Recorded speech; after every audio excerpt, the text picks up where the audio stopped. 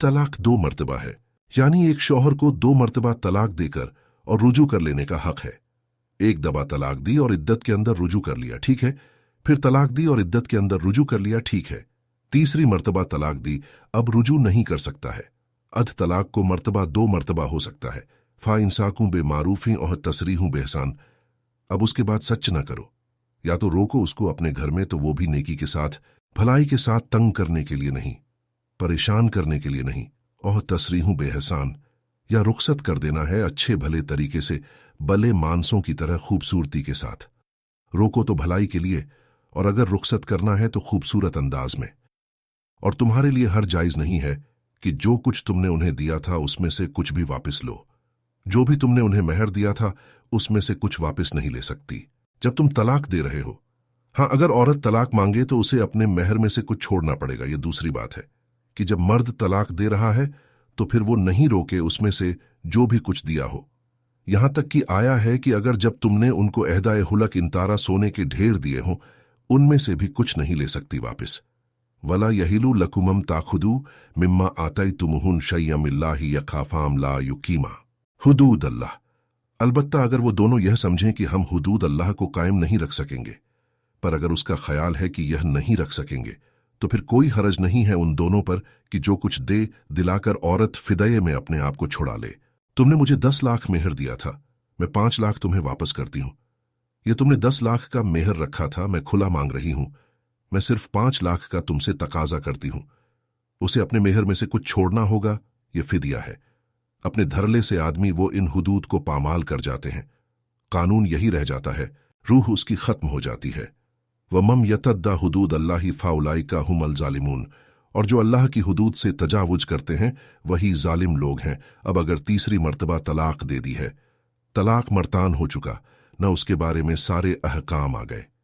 लेकिन अब अगर दे दी तीसरी मर्तबा, फाइन तलकहा फला तहिल्लो लहू मिन बादू हत्ता तनकिहा जोजन गैरा, तो अब वो उसके लिए जायज नहीं होगी जब तक कि वो औरत किसी और शौहर से शादी न कर ले। इसे हलाला कहते हैं, लेकिन यह हलाला करवाना या करना और किसी के साथ यह हलाला से यहां जुमला अधूरा रह गया है, कृपया इसे पूरा करें। हलाला के मसले में मशहूर हैं कई मौलवी मुख्तलिफ शहरों के अंदर। फिर अगर उस दूसरे शौहर से भी उसका नहीं बना और उसने भी तलाक दे दी, तो अब कोई गुनाह नहीं होगा उन दोनों पर कि वो अपने पहले शौहर से शादी कर ले। यानी औरत को शायद अक्ल आ गई हो कि शायद उसकी ही गलती थी जो पहले शौहर के यहां बस नहीं सकी। अब दूसरी बार तजुर्बा हो गया तो उसे समझ आ गई कि गलती उसकी ही थी। अब शायद वो अपने पहले शौहर की तरफ लौटना चाहे तो इसकी इजाजत है। इन जन्ना योकीमा से हुदूद अल्लाह। अगर उनको यह यकीन हो कि वो अल्लाह के हुदूद की पासदारी कर सकेंगी, अल्लाह के हुदूद को बाहर रखकर ध्यान में रखना है और फाइल रखना है। और ये वो हुदूद हैं अल्लाह के जिनको वह वाजे कर रहा है, खोल खोल कर बयान कर रहा है उन लोगों के लिए जो इल्म हासिल करना चाहते हैं। तर्जुमा ये होता है आमतौर पर जब तुम लोग अपनी बीवियों को तलाक दो और फिर वह अपनी इद्दत पूरी कर लें, फामसिकुहुन्ना बेमारूफिन और सरीहुन बेमारूफिन, तो अब चाहो तो उन्हें रोको लेकिन नेकी और भलाई के साथ, या चाहो तो उन्हें रुखसत कर दो, वो भी अच्छे तरीके से। वला तुनसिकुहुन जिरारन लितदू। और देखो ऐसा ना करो कि उन्हें परेशान करने के लिए रोको। दरअसल इसका मतलब यह है कि अगर रुजू कर लिया गया है तो तलाक की गिनती पूरी हो जाएगी। गुस्सा इतना चढ़ा हुआ है कि अभी वो गुस्सा ठंडा नहीं हुआ है। रुजू कर रहा है इसलिए कि इससे और परेशान, इससे और तकलीफें पहुंची हैं। तो अब ये क्या हुआ? कानून तो इजाजत दे रहा है लेकिन तुमने कानून पर मजाक उड़ाया। तुमने अल्लाह के दिए इस इजाजत का नाजायज इस्तेमाल किया। हां, अगर बसाने का इरादा हो गया है तो जरूर तुम रुजू कर लो। रुजू का हक तुम्हें है, लेकिन अगर ये नहीं है तो परेशान करने का हक नहीं है।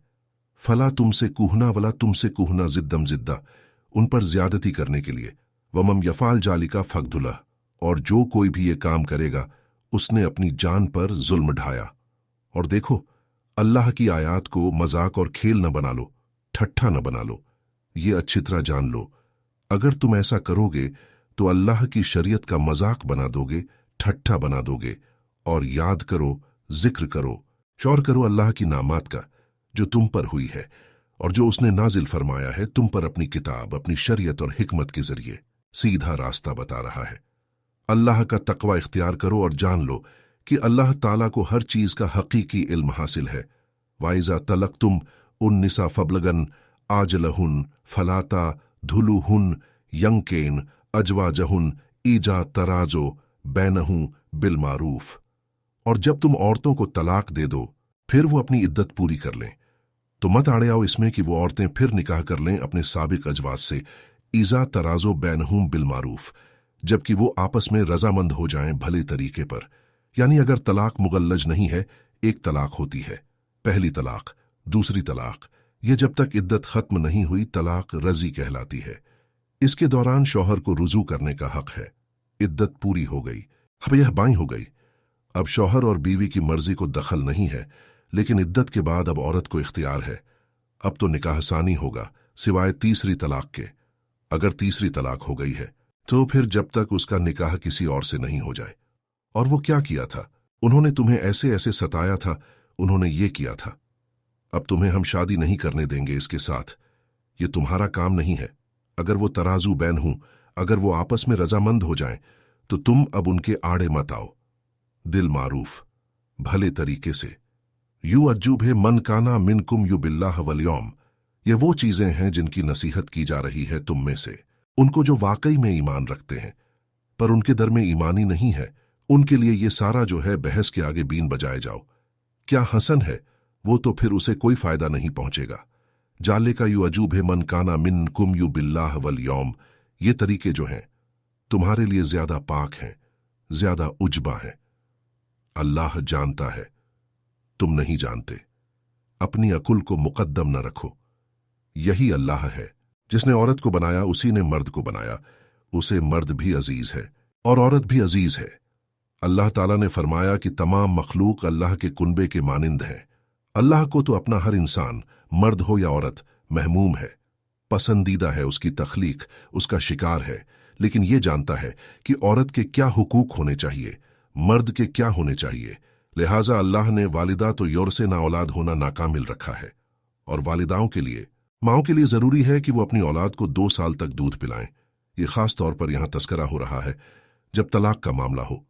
अब तलाक हो गई, शौहर तो अलग हो गया। शौहर कहता है मेरा बच्चा तो मेरा है, कानूनन तो औलाद शौहर की होती है, लेकिन तुम इसे दूध पिलाओ, तो 2 साल तक वो औरत इनकार नहीं कर सकती। लेमन अराद, जो शख्स चाहे कि ये रदात पूरी करवाए अपनी साबिका मुतलका बीवी से, वारल मौलूदे लहू रिज्को हैं, वो भी किस्वतों हैं बिल मारूफ। लेकिन इस अरसे के लिए जिसकी वो औलाद है, यानी शौहर जो साबिका है, उसके बेटे को या बेटी को, तो अब इस अरसे के दौरान उसका नान नफका उसके जिम्मे है, बाग के जिम्मे है बिल मारूफ, भले तरीके से। यानी ये कि ऐसा ना हो कि हो तो करोड़पति, लेकिन अब वो उसको, बीवी को, मुतलका को वो देना चाहे नान नफका, पर किसी पर जिम्मेदारी नहीं डाली जाती मगर उसकी वुसअत के मुताबिक। ना तो तकलीफ पहुंचाई जाए वालिदा को अपने बच्चे की वजह से, न जिसका वो औलाद है, जिसका वो बेटा या बेटी है, न बाप। कोई लाजरारा वलाजरारा हुजूर की हदीस है, दोनों के साथ मुनासिफाना सुलूक किया जाए। वालल वारिस मिसलो धालिक। अब फर्ज कीजिए वो शख्स जो था तलाक देने वाला, वो तो मर गया, तो वारिस के जिम्मे उसका जो वारिस है उसके नान नफका रहेगा उसके अपने मरहूम वालिद की। अगर औलाद उसकी किसी मुतलका बीवी के पास है 2 साल तक दूध पिलाने के लिए, फ़ईन रादा, अब यह भी हो सकता है कि वो दोनों कहें कि मैं तो दूध नहीं पिलाती, या कि वो शौहर चाहें अंतरा दिन मिन हो, दोनों राजी हो जाएं कि मैं दूध नहीं पिलाती, आप दूध छुड़वा दीजिए। वत्शाबुरिन, आपस में रदामंदी और मशवरे से, फला जुना अनेहमा। इसमें भी कोई अगर दूध छुड़वाना चाहे, वो किसी और से दूध पिलवाना चाहते हैं, कोई दायां रखनी है उससे दूध पिलवाना चाहता है, ठीक, लेकिन होना चाहे जबर न हो, अंतरा दिन मिन हो। अगर दोनों की रदामंदी और मशवरे से फला जुना आलेहिमा, तो फिर इन दोनों पर कोई हर्ज नहीं है। वे इन रथनुमम तस्तर दियो आदाद कुम फला जुना आलेकुम। अगर तुम चाहो किसी और से दूध पिलवाना या लदाद करवाना तो इसमें कोई हर्ज नहीं। फला जुना आलेकुम इदा सल्लन तुम, माँ आते तुम बिलम मारूफ, जबकि उनकी माँ, उसकी माँ को तुम दे चुके जो कुछ तुमने तय किया था, आबारूफ और भले तरीके पर। वद तकुल्लाह, और अल्लाह का तकवा इख्तियार करो। वालमू अन अल्लाह बिमा तामलून बसीर, और जान लो कि जो कुछ तुम कर रहे हो अल्लाह उसे देख रहा है। कुरान में हलाला के बारे में सूरह अल बकरह 2:230। फिर अगर वह उसे तलाक दे दे तो उसके लिए उसके बाद दूसरी शादी करना हराम है जब तक कि वह किसी और के साथ शादी न कर ले। इस आयत में स्पष्ट रूप से यह बताया गया है कि एक महिला को अपने पहले पति से वापस शादी करने के लिए किसी अन्य व्यक्ति के साथ विवाह करना होगा। सूरह अल मुज़रात 29:13।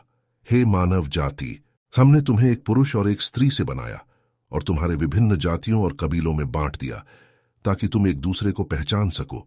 इस आयत में यह स्पष्ट किया गया है कि विवाह के माध्यम से परिवार और समाज की नींव मजबूत होती है। हदीस में हलाला के बारे में हदीस सही बुखारी और सही मुस्लिम में एक हदीस आती है जिसमें पैगंबर मोहम्मद सल्लल्लाहु अलैहि वसल्लम ने कहा है कि जो कोई हलाला करने का इरादा रखता है उसका हक है। हालांकि उन्होंने यह भी स्पष्ट किया कि हलाला का उद्देश्य केवल पुनर्विवाह के लिए होना चाहिए और इसे शोषण या धोखे के लिए उपयोग नहीं किया जाना चाहिए।